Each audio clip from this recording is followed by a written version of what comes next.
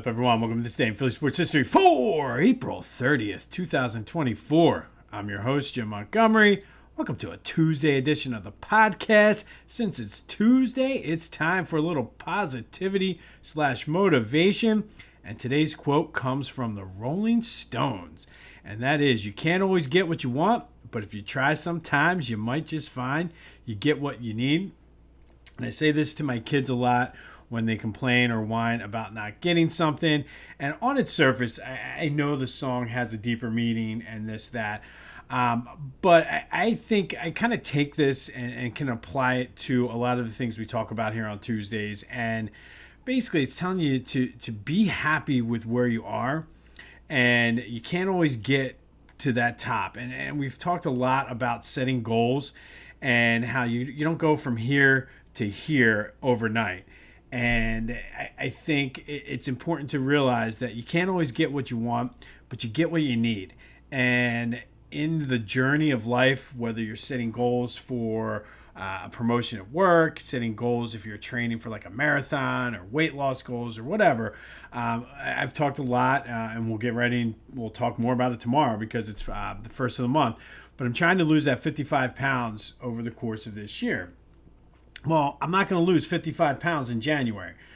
But in January, I got what I needed, and it kind of jump-started with dry January, and I got what I need. So like Mick said, I didn't lose 55 pounds in January, but I got what I needed in January. As far as the podcast, I'm not where I want to be, but each month that passes and each time, each episode, it gets better and gets me closer to that. So I think while the original meaning of the song, I don't know if that's what it meant, but I think it's good because you got to appreciate where you are and appreciate what you have, but never lose sight of that goal and that journey. And I think that's the thing I take away from this song. You can't always get what you want because we want to be here. But there's a process to get there. So if you try sometimes, you might just find you get what you need. And so each step along the way is what you need to achieve that goal. So that's sort of the way I look at it. And I really wish Tuesday, the first of the month, fell on a Tuesday because it would have been coinciding with my checking in on the weight loss journey. But in the wise words of Mick Jagger, you can't always get what you want, but if you try sometimes, you just might find you get what you need. And I think it's important to appreciate those things you need in the grand, bigger picture of working toward your goals. So that is today's Tuesday motivation/positivity. Hopefully you're able to take something away from that.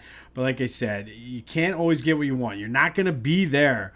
You're not going to be exactly where you want to go. Like I am far better, more in shape. I feel better. Clothes are fitting better. All of that now today on April 30th than I was January 1st. Doesn't mean I'm where I want to be December 31st, but I got what I need for right now to keep that motivation and keep the train rolling. And again, that can translate into any sport, any goal you have, any aspect in life. You can't always get what you want, but you get what you need. And that really ties in with the Sixers because we're not going to get what we want with the Sixers this year. They're not going to win the championship. They're not going to get past the first round. But I think we got what we needed, and hopefully we see it. Hopefully the front office sees it. But we know what we need. We need aggressive type people that are going to score. We don't need Buddy Hield, who is doing a Ben Simmons impersonation. So I'm hoping that big picture, because we do see Joe showed some toughness, and I know, and we'll get to the question of the day in a minute, Joe showed some toughness in this series. Whether you agree, disagree, whatever, there's no denying that he's gutted it out. He's given everything he's had. Unfortunately, he can't give his full 100% because he just doesn't have it, and nobody else is there to step it up. So we know what we need. It's just a matter now of will the front office, which leads us into a recap of yesterday's question of the day. I asked you, who's more to blame for the process playoff failures? Is it Joe or the front office? 75% of you agreed with me that it's Daryl Morey in the front office, and this is definitely not on Joe. I'm sorry. I feel as though Joe has played well this series. He's gutted it out and he's given everything he's had, and he's not 100% healthy, so it's limiting him, and really nobody else has stepped up consistently, and that's the issue. And I don't think they have guys that are able to step up or know how to step up, and that's the problem. So I think moving forward, we'll get more into the postmortem once the official death notice comes out for the Sixers, but it's definitely worth noting on that. But as always, thanks for participating in the question of the day. 267-495-8531. Get you in on the Back to the Future voice and text line. It is Game 5. It is do or die. Maybe the Sixers come out and be inspired. I see this going one of two ways. I think the Sixers win easily or they get blown out. And I would love to see them really put in some effort, again, to build moving forward and get those things that we need, as Mick Jagger said. But a couple last things before we go. I mean, the game is the game. I mean, there's not really. I hope I'm wrong, but I feel like we're going to get the latter. I think we're going to see that Joe is just going to be exhausted and is not going to have much left to give, and we're not going to see. I think that game 4 broke them, but we'll see. Couple last minute things. I heard this a couple times and it came up again yesterday, and I think as Eagles fans, as Philadelphia fans, this really will resonate and hit home with us. The Eagles are, let me restart that. The Sixers are the Cowboys of the NBA. Lots of hype, lots of trash talk, and nothing gets delivered come crunch time. Great regular season team, doesn't do anything in the playoffs. And I think this ties in then with my next point, which kind of putting the bow on Joe's comments about the fans. I still agree with Joe.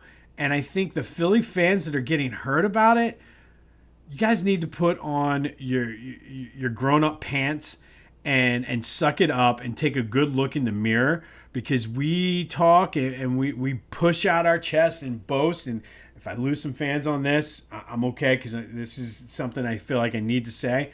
We're the first ones to boast and talk about how well the Eagles travel, how we take over SoFi Stadium, how we take over this stadium, how we take over that stadium. But then we get all butthurt and start getting mad at Joe for calling us out for allowing the same thing to happen. Now, there was a report with Howard Eskin that said, oh, it was the team. It doesn't matter who it was. But you can't get mad at Joe for stating the obvious. And that I'm a little disappointed in the Philadelphia fans who are whining and crying about Joe's comments. And there was an article David Murphy, I think it was, did in the Inquirer, said, yeah, we were disappointed and pissed off at you too, Joe. You cannot be pissed off at Joe for this playoff series. You can be pissed off at the rest of the team. You can be pissed off at Daryl Morey and Elton Brand for not putting the right players there. You cannot and should not put this on Joe, because Joe's given 1,000% of what he has. It's the role players. And if he wants to say he's pissed off, I'm pissed off about it. You should be pissed off. You shouldn't be whining about Joe's comments. You should be taking an introspective and saying, yeah, what is going on with this? Is it the team? Is it the fans that are selling the seats? Whatever it could be. But I think if we're going to be there and boast about how we take over stadiums and make it home games, we got to say, you know what, Joe? You're right. We should not have done that. And again, secondary market tickets are ridiculous. I get all of that. But this isn't a Joe issue. So to get pissed off at Joe for stating the obvious, no. Be better than that, Philadelphia. Be better than that, because we are better than that. And again, it's not everybody. It was about a 50-50 split down the middle. But that 50% that's bitching about Joe and whining about that, Joe gave everything he had. He has every right to be pissed off. I mean, yeah, maybe he didn't, like, he was exhausted. I mean, look at those last 5 minutes. They needed one person to step up. Not one person did because they don't have, the team is not constructed to do that. So that's what we need this offseason. And again, I'm going to go back to Mick Jagger again. We know we got what we need. We have a clear picture now of what this team needs to do to be successful. Now it's up to Daryl Morey and Elton Brand to go out and do it. But to blame it on Joe and it's displacing your anger. You're not angry at Joe. You're angry at the front office. You're angry at Daryl Morey for allowing it to get there. You're angry at Brian Colangelo. You're angry even to a certain point at Brett Brown and Sam Hinkie. This isn't Joe. This is not on Joe. Now, the series is not over. We talked about it. It's happened 13 times. Sixers themselves have blown two 3-1 leads. We know Doc Rivers has a history of it. And then the Knicks actually have done it too. So this series is far from over, but it's to blame, get upset about Joe. Be better, Philadelphia. Be better. And wear your rally hats tonight because let's go. And again, I'm getting sucked into it again. It's Stockholm Syndrome all over again, but we're the Cowboys of the NBA. And I think that is the 100% perfect. And before everybody's like, oh, take an introspective and think about that. We 100% are the Dallas Cowboys of the NBA. Prove me wrong, as the meme says. All right. If this is the last hurrah for the Sixers, I told you that Joe and Tyrese are the only ones under contract for next year because if they do lose this, Paul's contract becomes void as well. So go phillygoat.com, get your Joe and your Maxi shirts, get them now, and then you can stack them away and not worry about them until next season. You can pull them out and be ready to go. But they have you covered too. Phillies, Eagles, Sixers, Union, Flyers, all of that, even Philly-centric stuff. So go to phillygoat.com. Be sure to scroll down on their collection so you can see some of the older stuff that you can order as well. And use that promo code Jim Montgomery for 10% off your order. That's phillygoat.com. Promo code Jim Montgomery for 10% off your order. Also, be sure to check me out on social media, Twitter and TikTok, Jimbo_Mont. Instagram at Philly Jimbo. Subscribe to the YouTube channel. Tell your friends. If you're still listening, that means I didn't piss you off with my Joe comments, and that's okay. I'm glad that you stuck with me. Sometimes you just need to have an honest, hard conversation with yourselves, and I think that's the case. But tell your friends, spread the word. Let's grow this thing. We have some good stuff coming up. May, I'm looking forward to the family affair segment. Talking about sons, dads, grandfathers, and brothers, including some cases the wrong brother that Philly had. I will tell you this, we will not be spotlighting the Kelce brothers. Too easy. Too easy. And just stay tuned throughout the month of May for more about a family affair. If you're interested in tickets for the Philadelphia Sports Hall of Fame induction ceremony, the information you need for that is in the description. If you have a business and are interested in being a sponsor or have an item, whether it's a gift card for whatever service you have, a restaurant, golf course, whatever, and you want to sponsor something for the auction, hit me up with that as well. But get your tickets early because this is going to be a monster class, and all the information is in the link in the details. All right, while you were sleeping, the Phillies had kind of a choke job out in Anaheim, lost 6-5, and it's been a house of horrors for them out in Anaheim. They're 1-8 all time out there and have not won a game since 2003. Now, admittedly, they don't play that often now that the Major League Baseball has a new schedule. They'll should be out there more frequently. But they had a 3-0 lead. Then they were up 4-2. Just a lot of mistakes and missed opportunities for this team. Wild pitches, not backing up. Basic fundamental things that they got wrong. Sanchez was okay until he wasn't. And again, I don't get... and then you bring in Sir Anthony Dominguez and he gives up. So maybe that's why. But I don't get why you keep trying to push your starters when you don't need to because the bullpen is so rested. But, I mean, it's hard to argue with, I think they've won 11 of 14 or something ridiculous like that. And the Braves lost too, so no harm, no foul.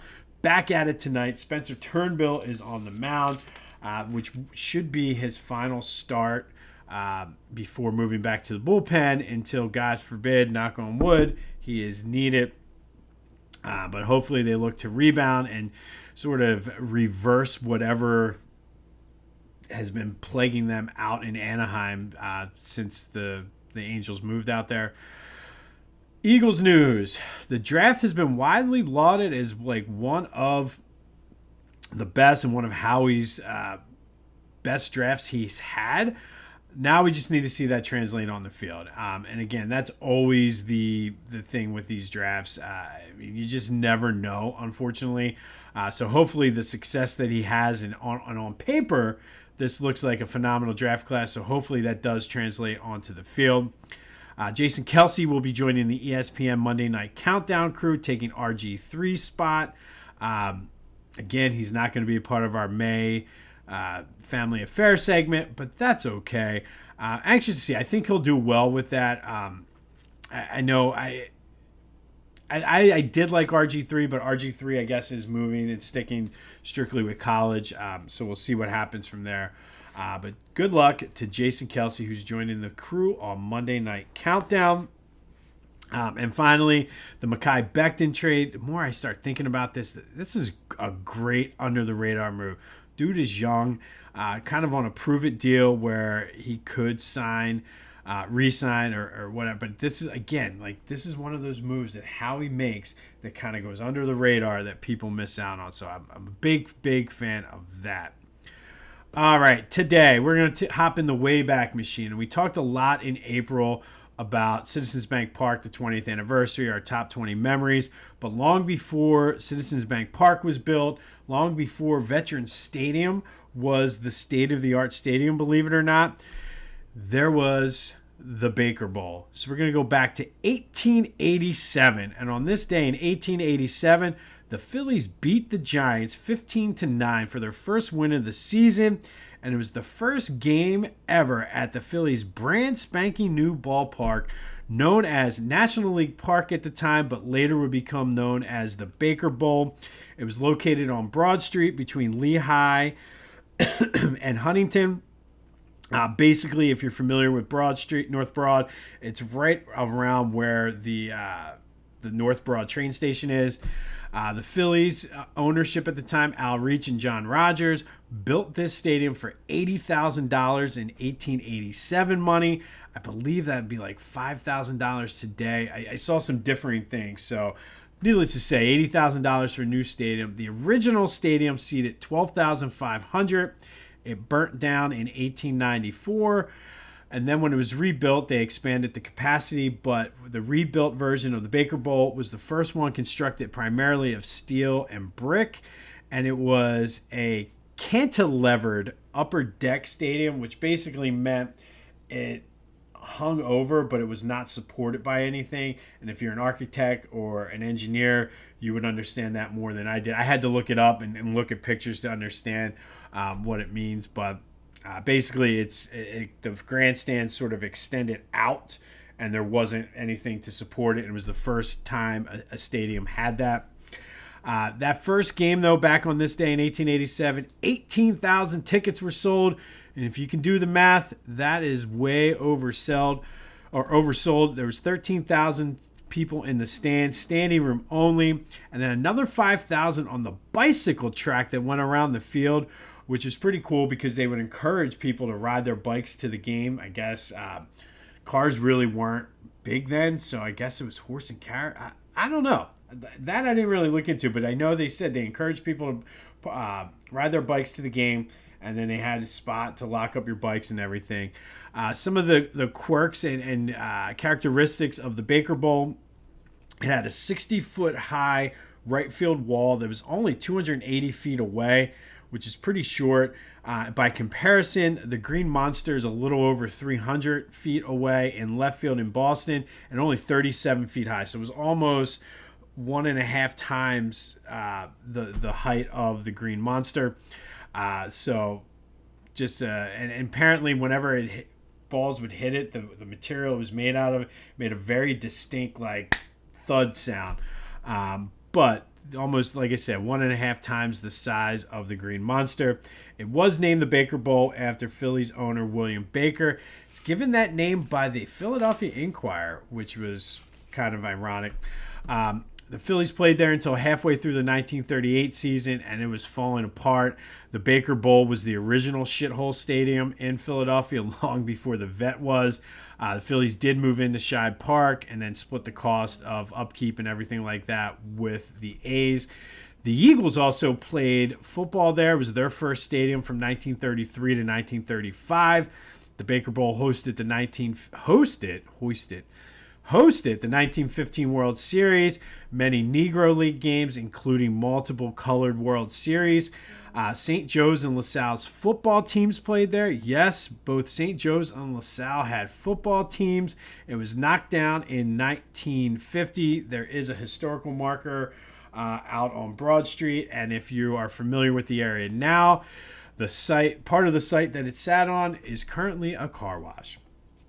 But on this day in 1887, the Phillies beat the Giants 15-9 in the first ever game at National League Park, a.k.a. the Baker Bowl. At the time, it was a state-of-the-art stadium, burnt down and then became even more state-of-the-art, stater-of-the-art, I guess, if you will. But either way, the Phillies played there for like 50-some years, only went to one World Series. But the Baker Bowl opened on this day in 1887. And finally, sticking with our Phillies theme, our final Philly sports team with unfinished business is the 2022 through the current day Phillies. And this is an incomplete grade because we don't know what's going to happen this year. But really, you could put this is all on Bryce Harper and the Bryce Harper era. Obviously, we know what happened in the 22 World Series. We know what happened last year. Lots of meat left on the bone, and I think the issue is right now this team is hitting. They're hitting a ton of homers, and they're leading the National League and all that other good stuff. But when they go cold, they go cold, and that has been the issue. So it's going to come down to how consistent can this team be throughout the season, but more specifically in the postseason.